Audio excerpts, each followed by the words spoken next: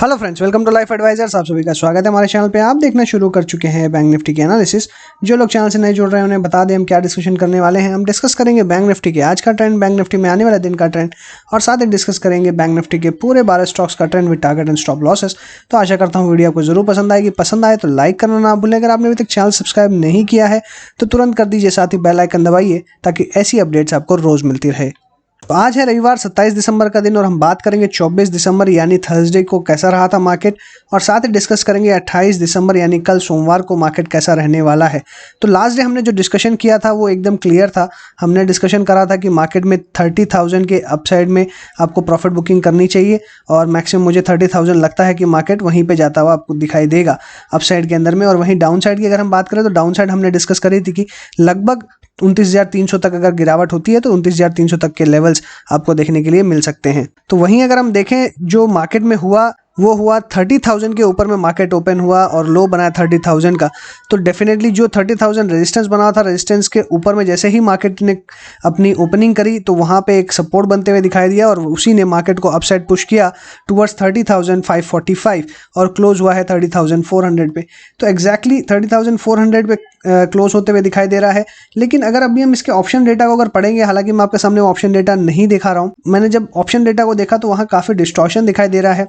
हमें put writing वहाँ पे नीचे में नहीं दिखाई दे रही है, रादर कॉल राइटिंग नीचे के लेवल्स पे अभी भी एक्टिव है, और अपसाइड के अंदर में भी कॉल राइटिंग दिखाई दे रही है। तो वहाँ से मुझे जो संकेत मिल रहे हैं वो ये है कि मैक्सिमम अगर अपसाइड जाती है तो मुझे लगता है कि वो बेसिकली थोड़ी बहुत शॉर्ट कवरिंग के कारण, और 30,800 मैक्सिमम अपसाइड के अंदर में लेवल मुझे दिखाई दे रहे हैं। हो सकता है कि कल रिवर्स ही आपको होते हुए दिखाई दे, बट 30,800 अपसाइड के अंदर में दिखाई देता है। वहीं 30,000 जो इसका एक मेजर सपोर्ट था वो मुझे लगता है कि 30,000 मैक्सिमम डाउन साइड में दिखाई देता है। अगर इसके 20 डे सिंपल मूविंग एवरेज की बात करें 30,165, तो अभी ये इसका एक अच्छा सपोर्ट बना हुआ रहेगा। लेकिन फिर से अगर ब्रेक करेगा तो मुझे लगता है कि एक distorted pattern, sideways pattern rather आपको देखने के लिए मिलेगा। बहुत ज़्यादा तेज़ी या मंदी हो सकता है कि कल के दिन में आपको देखने ना मिले। एक फ्लैट पैटर्न कह सकते हैं कि हम आपको देखने के लिए मिलेगा, क्योंकि जिस तरीके से मार्केट ऊपर आई है, मार्केट ने आपको एग्जिट की अपॉर्चुनिटी दी है, उसके हिसाब से मुझे लगता है कि क्लियरली मार्केट में अभी भी जो तेज़ी का माहौल है वो बना हुआ रहेगा। लेकिन अब सेलेक्टेड स्टॉक्स के अंदर में ही तेज़ी होगी, जिनमें अभी भी वैल्यू बाकी है उनमें तेज़ी होगी, ना कि ओवरऑल मार्केट में जिस तरीके से तेज़ी हो रही थी उस तरीके से होते हुए आपको दिखाई देगी। तो ओवरऑल मुझे अभी भी बैंक निफ्टी में जो परफॉर्मेंस दिखाई दे रही है, मुझे लगता है कि अभी भी जो बैंक निफ्टी है वो अंडर परफॉर्म कर सकता है, और निफ्टी अभी डेफिनेटली बहुत ही स्ट्रांग है, वापस ऑल टाइम हाई के आसपास आता हुआ दिखाई दिया है। इसलिए मुझे लगता है कि बैंक निफ्टी के अंदर में आपको साइडवेज मूवमेंट देखने के लिए मिलेगा, क्योंकि अगर मैं ऑप्शन डेटा में देखूँ तो ऑप्शन डेटा में बहुत ही ज़्यादा डिस्टॉर्शन दिखाई दे रहा है। और जनरली मैं बैंक निफ्टी का कोई भी प्रेडिक्शन या जो इसका डिस्कशन है लेवल्स का, वो कभी भी ऑप्शन चेन के थ्रू नहीं करता, क्योंकि ऑप्शन चेन रातों रात चेंज हो जाती है। लेकिन अगर हम मंथली ऑप्शन चेन की बात करें तो मुझे लगता है कि रेजिस्टेंस के ऊपर में ये चल रहा है और अभी भी रेजिस्टेंस नीचे के लेवल्स पे मेंटेन्ड है। तो कहीं ना कहीं इसके अंदर में जो तेज़ी हुई है वो कहीं ना कहीं मुझे ऐसा लगता है कि बेयर्स की तरफ से हुई है, ताकि वो एक्सपायरी के पहले पहले मार्केट को फिर से नीचे ला के अपनी पोजीशंस बचा सके। तो हो सकता है कि वो और प्रीमियम खाने के चक्कर में आप वापस मार्केट को ऊपर पुश कर रहा है। तो डेफिनेटली कॉशियस हमें रहना है। मैंने कहा आपको पहले भी और अभी भी कि अभी हमें बैंक निफ्टी में ट्रेड नहीं करना है, रादर हमें स्टॉक स्पेसिफिक रहना बहुत ज़्यादा फायदेमंद होगा, और वही मुझे लगता है कि आपको बेनिफिट दे रहा है। निफ्टी बैंक निफ्टी में ट्रेड करना बिल्कुल सेफ दिखाई अभी फिलहाल नहीं दे रहा है। तो मेरा मानना है कि अपसाइड के अंदर में जाता है तो 30,800 का लेवल एक इंपॉर्टेंट रेजिस्टेंस की तरह एक्ट करेगा, वहीं तक आपको जाता हुआ दिखाई देगा अपसाइड में, सॉरी। और वहीं अगर डाउन साइड की अगर हम बात करें तो 30,000 का जो लेवल है जहां से मार्केट ने एक सपोर्ट लेके अपसाइड गया है, वहां पे मुझे लगता है कि मैक्सिमम आपको एक अच्छा सपोर्ट मिलेगा। और डेफिनेटली जो कल के लिए अगर ट्रेंड देखो, मुझे लगता है कल चॉपी रहने वाला मार्केट आपको बहुत ही छोटी रेंज में दिखाई दे सकता है। 30,600 से लेकर नीचे में 30,300 तक आपको मार्केट दिखाई दे सकता है। छोटी रेंज में ट्रेडिंग आप एक्सपेक्ट कर सकते हैं। बात करते हैं बैंकिंग स्टॉक्स की, एक एक करके अल्फाबेटिक वे में डिस्कस करेंगे। सबसे पहला स्टॉक आ रहा है एक्सिस बैंक का। एक्सिस बैंक की अगर क्लोजिंग की बात करें 610 हमें फिलहाल यहाँ पे दिखाई दे रही है। 610 तो मैंने आपसे डिस्कशन किया था, 600 के ऊपर आएगा तो यहाँ पे एक बाइंग इनिशिएट हम कर सकते हैं। तो जिस तरीके का ट्रेंड हम देख रहे हैं, डेफिनेटली एक बहुत बड़ी कैंडल, एक स्ट्रॉन्ग कैंडल बनते हुए दिखाई दे रही है। लेकिन अगर उसकी बैकिंग देखेंगे तो लो वॉल्यूम यहाँ पे दिखाई दे रही है। अगर आप प्रीवियस वॉल्यूम्स के जब में बढ़ते हुए चला था तो वो वॉल्यूम्स हमें अभी फिलहाल देखने के लिए नहीं मिल रही है, और बहुत खास यहाँ पे अगर हम देखें लास्ट कुछ दिनों में वॉल्यूम्स बढ़ते हुए भी नज़र नहीं आ रहे हैं। तो लो वॉल्यूम के साथ में जब ये अच्छा एक अपसाइड आपको देखने मिलता है तो कहीं ना कहीं रिस्क वहाँ पे डेफिनेटली बना हुआ रहता है। हालांकि मेरा 600 के ऊपर बाय का व्यू था, अगर क्लोजिंग बेसिस पे देखें तो बिल्कुल यहाँ पे एक बाय सेटअप बन रहा है, नीचे से अच्छा रिवर्सल देखने के लिए मिला। बट अभी भी अगर यहाँ ट्रेंड देखेंगे तो अभी यहाँ पे ट्रेंड जो बना हुआ है वो एकदम रेजिस्टेंस और डाउन ट्रेंड की तरफ बना हुआ है। तो मुझे लगता है कि कल अगर ये अपसाइड निकलता है तो आप डेफिनेटली इसको एक फॉलो ऑन की तरह बाय कर सकते हैं। 615 के ऊपर में आप बाय करें, ज़्यादा बेटर रहेगा। अगर आपने क्लोजिंग पे बाय किया है तो 615 के आसपास आप और ऐड कर सकते हैं, और अगर आपने ऐड नहीं किया है 600 के आसपास तो 615 के ऊपर में जाए तो आप कल बाय करके चलें, ज़्यादा बेहतर रहेगा। लेकिन डेफिनेटली अभी 615 के ऊपर तभी बाय करना है जब कम से कम 1 घंटा 615 के ऊपर में ये ट्रेड करता है, अदरवाइज प्रॉफिट बुकिंग डेफिनेटली फिर से देखने के लिए मिल सकती है। और मुझे लगता है कि नीचे में स्टॉप लॉस रखेंगे हम, करंटली 600 रुपये का 600 के नीचे जाएगा तो स्टॉप लॉस काट देंगे, हमारा जो पोजीशन है वो हम स्क्वायर ऑफ कर लेंगे अगर हमने नीचे 600 के आसपास भी कहीं पे बाइंग करी है तो 600 के स्टॉप लॉस के साथ में 615 के ऊपर में बाय करेंगे। और यहाँ पे टारगेट जो है वो आपको 640 तक मिलेगा। 640 अगर पार करता है तो और ज़्यादा अपसाइड के लेवल्स देखने मिल सकते हैं। बट अगर आप पैटर्न देखेंगे तो यहाँ थोड़ा सा बेयरिश मुझे दिखाई दे रहा है, अभी भी ये डाउन ट्रेंड के अंदर में दिखाई दे रहा है। मुझे लगता है कि अभी अवॉइड करेंगे ज़्यादा बेहतर रहेगा, बहुत ज़्यादा पोजीशंस एग्रेसिवली ना बनाए तो बेटर रहेगा। अगले स्टॉक की बात करें तो वो बंधन बैंक का आ रहा है। लास्ट डे अगर देखें तो एक अच्छी गैप अप ओपनिंग के बाद में यहाँ पे हमें अच्छी गिरावट देखने को मिल रही है। 398 पे क्लोज होते हुए नजर आ रहा है, लो 394 का बनाया है। 20 डे सिंपल मूविंग एवरेज 398 का दिखाई दे रहा है। 20 डे अगर सिंपल मूविंग एवरेज हम लगाएं तो 396 का यहाँ पे हमको दिखाई दे रहा है। 396 एक बहुत स्ट्रॉन्ग सपोर्ट बनेगा क्योंकि डेफिनेटली ये 20 day simple moving average short term है। बट ओवरऑल ट्रेंड आप देखेंगे तो अभी आपको क्लियरली यहाँ पे नजर आएगा कि एक डाउन ट्रेंड यहाँ पे बनते हुए नजर आ रहा है। तो मुझे लगता है कि यहाँ पे एक अच्छी ब्रेकडाउन हो सकती है, तो डेफिनेटली इसको मुझे लगता है कि अभी इसमें फ्रेश इनिशिएट लॉन्ग्स ना करें तो ज़्यादा बेहतर रहेगा। 20 डे सिंपल मूविंग एवरेज अगर ब्रेक करता है तो यहाँ पे शॉर्ट्स के मौके फिर से बनेंगे और आपको लगभग 370-375 तक के यहाँ पे मुझे टारगेट्स दिखाई दे रहे हैं। तो डेफिनेटली अगर ये कल 396 ब्रेक करता है, काफ़ी देर तक अगर 396 के नीचे रहता है, शॉर्ट करके चलेंगे 370-375 के टारगेट्स के लिए। बैंक ऑफ बड़ौदा की बात करें तो मुझे लगता है कि अभी इसके अंदर से आपको एग्जिट कर लेना चाहिए, कोई भी पोजीशन इसमें होल्ड नहीं करनी चाहिए। और वो मेरे पहले भी सलाह थी कि जिन्हें ऊपर लेवल्स पे लिया है और एग्जिट नहीं मिला तो कोई भी ऊपर के लेवल्स आते हैं तो आप एग्जिट करें, प्रॉफिट बुक करके, या जो भी आपकी पोजीशन है स्टॉप लॉस अगर आपके नीचे के लेवल्स पे ट्रिगर हुए हैं तो आपको निकलने का मौका मिलेगा, एग्जिट करना ही बेटर रहेगा। यहाँ पे मुझे बहुत ज़्यादा कुछ मोमेंटम दिखाई नहीं दे रहा है। अभी 20 डे सिंपल मूविंग एवरेज के आसपास ही है एग्जैक्टली। अगर देखें तो 60.84 इसका 20 डे सिंपल मूविंग एवरेज है, 60.85 करंट लेवल्स है।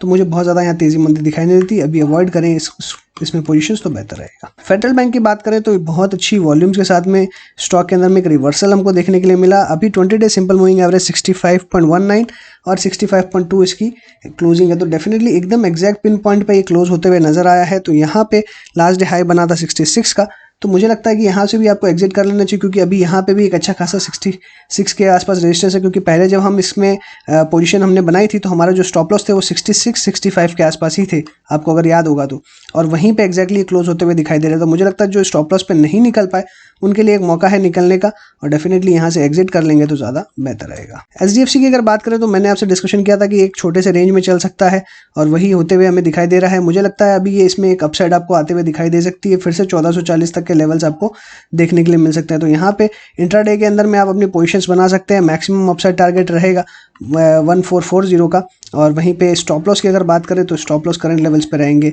1390 के। ICICI अगर बैंक की बात करें तो यहाँ पे मुझे एक जो सेटअप यहाँ दिखाई दे रहा है ये काफ़ी पॉजिटिव दिखाई दे रहा है और अभी एक चैनल बना के फॉर्म करते हुए चल रहा है। तो मेरी यहाँ पे एकदम एक्सट्रीमली जिस तरीके का पैटर्न बना हुआ है उसको लेके मुझे बाय की रिकमेंडेशन यहाँ दिखाई दे रही है। वॉल्यूम्स अगर देखेंगे तो ऑन एन एवरेज है, कुछ बहुत ज़्यादा खास दिखाई नहीं दे रहे, इसलिए मुझे लगता है कि पैटर्न जो है वो ठीक है, स्ट्रॉन्ग है और बहुत अच्छा ट्रेंड करते हुए चल रहा है स्टॉक। और डेफिनेटली मुझे लगता है फिर ये 550 का जो हमारा टारगेट है वो आते हुए दिखाई दे सकता है। और आप अगर नोटिस कर रहे होंगे तो मैं प्राइवेट बैंक्स में ज़्यादा सेलेक्टेड स्टॉक्स के अंदर में आप देखेंगे तो ज़्यादा यहाँ पे रैदर अच्छी बाइंग की अपॉर्चुनिटी मिल रही है, जैसे HDFC, ICI और वहीं axis bank, bank of Baroda, ये सब में साइडवेज टू नेगेटिव पैटर्न दिखाई दे रहे हैं। तो मुझे लगता है कि प्राइवेट बैंक अभी आउट परफॉर्म करेंगे और हो सकता है कि जो PSU बैंक्स है उनके अंदर में आपको एक शॉर्ट कवरिंग देखने के लिए मिले, बट मुझे लगता है कि अभी दम नहीं है उनके अंदर में जैसा हम बीच में देख रहे थे। तो 550 के ICICI 550 के टारगेट के लिए ICICI बैंक को बाय करा जा सकता है करंट लेवल्स पे, और स्टॉप लॉस रखेंगे 505 का। IDFC फर्स्ट बैंक की बात करें तो अभी भी ये रेजिस्टेंस के आसपास है और जैसा हमने डिस्कशन करा था इसके अंदर में ये 35-36 के आसपास आता है तो प्रॉफिट बुक करके आप एग्जिट कर सकते हैं। नीचे के लेवल्स पे बाइंग 34 के पास में बाइंग करने की सलाह थी।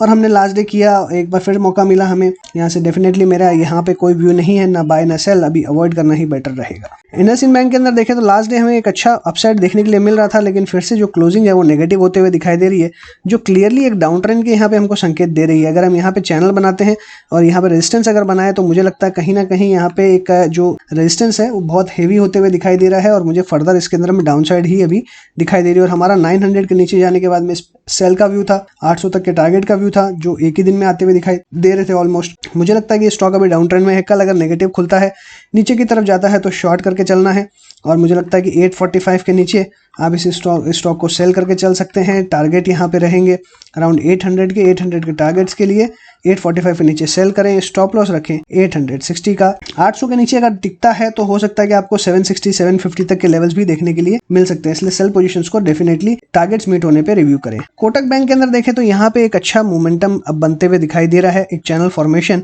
आप कह सकते हैं कि यहाँ पे होते हुए नजर आ रहा है। अब मुझे लगता है कि ये स्टॉक फिर से फर्दर अपसाइड मूव करने के लिए रेडी है।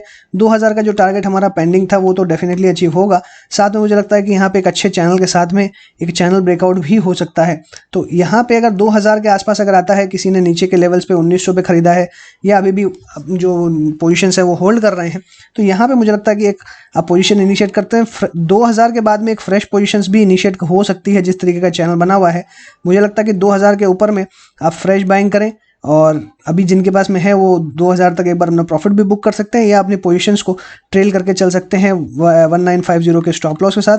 तो 1950 के स्टॉप लॉस के साथ में 2000 के ऊपर बाय करेंगे, और मुझे यहाँ पे टारगेट जो है अगर 2000 ब्रेक करता है तो लगभग 2200 तक का आपको देखने मिलेगा, और रेदर हो सकता है 2200 के ऊपर भी मिले आपको। पीएनबी के अंदर में देखें तो सारे सपोर्ट इसके ब्रेक होते हुए नजर आ रहे हैं। बहुत ही ज़्यादा इसकी मतलब इसके अंदर में शॉर्ट पोजीशंस बनी हुई है। आप देख सकते हो कि जो लाल कैंडल्स बनी हैं, जो इतनी तेज़ी से गिरते हुए नज़र आ रहा है, और मुझे लगता है कि यहाँ पे और फर्दर सेलिंग आते हुए दिखाई दे रही है कि सारे सपोर्ट्स क्योंकि इसने ब्रेक कर दिए हैं, और ये फर्दर गिरावट आपको अप टू 30 तक मुझे लगता है दिखाने वाला है। 30 के बाद हो सकता है कि फिर से कोई रिवर्सल आपको देखने के लिए मिले, बट मुझे लगता है कि अभी फिलहाल इसमें बाइंग करना काफ़ी रिस्की हो सकता है। 30 के आसपास एक बार बाइंग अटेम्प्ट कर सकते हैं, अदरवाइज अभी इसमें कोई भी लॉन्ग पोजीशन अवॉइड करें, और शॉर्ट्स तो डेफिनेटली अभी नहीं करना है। आरबीएल बैंक में देखें तो यहाँ पे हमारे टारगेट्स जो है वो ऑलमोस्ट फिर से 225 220 के हमने डिस्कशन किए थे, वो मीट होते हुए नजर आ रहे हैं। एग्जिट करने की सलाह है। शॉर्ट अगर करना चाहते हैं तो यहाँ पे करा जा सकता है, क्योंकि डेफिनेटली जो क्लोजिंग है वो रेजिस्टेंस के नीचे में होते हुए दिखाई दे रही है, और मुझे लगता है कि यहाँ से एक फिर से डाउन ट्रेंड आपको देखने के लिए मिलेगा। हालांकि फिर भी शॉर्ट्स की मेरी कम सलाह रहेगी, अभी बहुत ही स्टॉक स्पेसिफिक रहे, मार्केट तेज़ी में है, तो जिन स्टॉक्स में तेज़ी हो रही है उनमें तेज़ी करें। अभी शॉर्ट्स के पीछे कम भागें तो ज़्यादा बेहतर रहेगा। एसबीआई की बात करें तो ये स्टॉक फिर से ऊपर आते हुए दिखाई दे रहा है। 268 270 तक के मेरे टारगेट्स थे, वो इसके अंदर में मीट होते हुए नजर आ रहे हैं।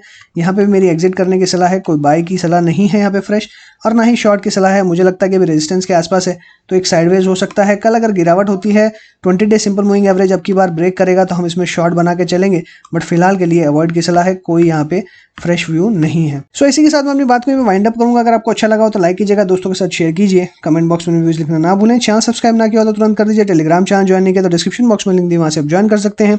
So thanks for watching again. Happy trading and investing.